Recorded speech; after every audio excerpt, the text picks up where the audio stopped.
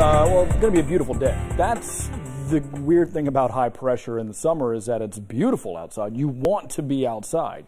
And not that you can't, it's just so hot and humid that really you should limit your exposure, especially in the early to mid-afternoon. That's really when it's going to be the worst outside. So try and be indoors as much as possible. But if you are outside, plenty of shade, plenty of water, that is going to be the way to go for the next few days. Really throughout much of the next 7 days, we keep a little bit of a heat wave going. So here's a look outside our Barbasol Championship camera, the champions at Keene Trace. You see it's beautiful morning, calm morning, quiet morning, but a hazy morning out there. Temperatures starting out low 70s, upper 60s, which is about where that dew point's going to sit in the afternoon. So that's just going to make the 90s that we get to feel like 100 degrees. We're into that category again. Same thing that happened a couple weeks ago. On the Max Track, it's really been pretty calm and expected to be like that because, as you can see, the East Coast, the east half of the country, under high pressure. And when that happens, all of the storms, anything that could potentially bring rain to us, gets shifted north and east around us, so we stay dry, we stay sunny, we stay hot.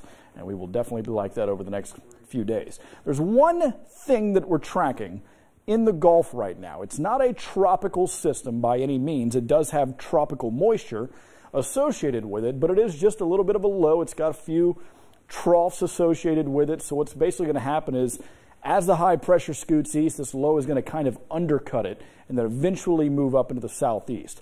So that will offer at least enough low pressure.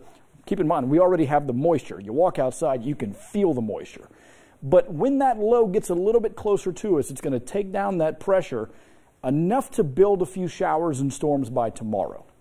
Very slight chance. I don't think the coverage is quite what you're seeing right there. But just be aware that tomorrow is not going to be a completely clear day. You're going to have cumulus build, and eventually some of them may become showers and thunderstorms. Now, by Monday, we're dealing with both that low pressure, the moisture that's in place, and now we've got an instability front coming through. Cold front, warm front combo, and as those two get close to us, now we're ramping up the instability. So Monday and maybe even Tuesday, better chances for showers and storms, but at least the weekend looks pretty good as far as keeping the showers away, but that also keeps the heat in place. So on the future track, you'll notice that maybe today a few pop-ups in the south, but really it's going to be tomorrow that you get that chance.